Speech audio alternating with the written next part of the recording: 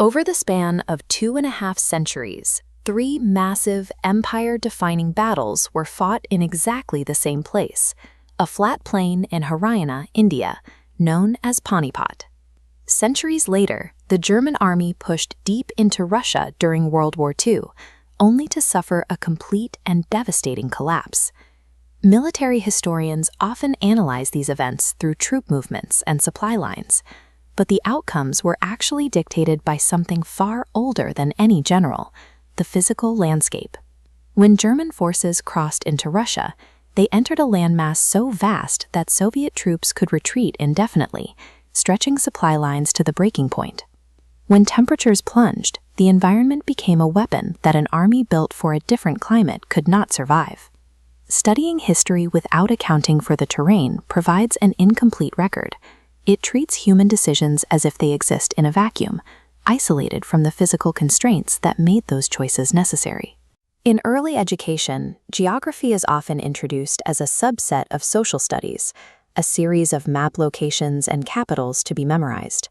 Basic cartography identifies what is there and where is it. But as an analytical science, geography prioritizes a more rigorous question: why is it there?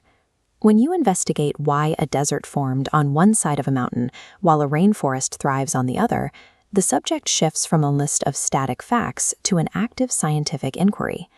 To understand this relationship, imagine the Earth as a massive theatrical stage. The physical environment, mountains, river valleys, deserts, provides the permanent set design. Humans are the actors on this stage. Survival requires following the rules of the set, leading communities to adapt their cultures, shelters, and clothing to the specific climate and altitude.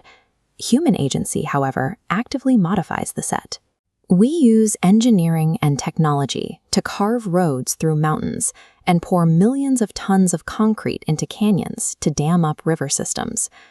This continuous interaction, nature shaping human behavior and humans altering the natural landscape, serves as the foundation of geographic study. While history organizes reality by the dimension of time, geography organizes reality through the dimension of space. This is known as spatial synthesis. It is the understanding that reality is multidimensional, changing based on the specific physical coordinates where it occurs. A region's economic health, its botanical life, or its political borders are all influenced by the soil quality, rainfall patterns, and natural barriers of that location. In an Indian street market, the types of crops for sale, the density of the population, and the local cultural activity are all tied to the predictable patterns of the monsoon rains unique to this latitude.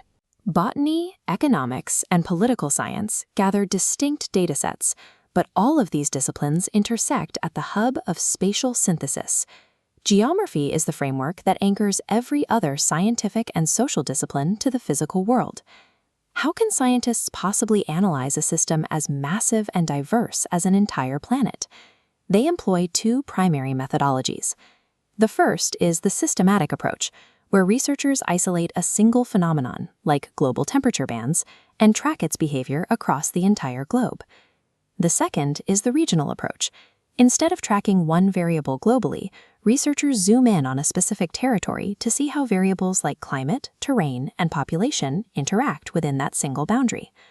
Whether observing a single element across the planet or investigating every element within one region, these are simply two different lenses used to parse the same complex reality. At its center, geography is the study of the Earth, specifically as the home of humanity, examining the diversity of our environments and how we navigate them.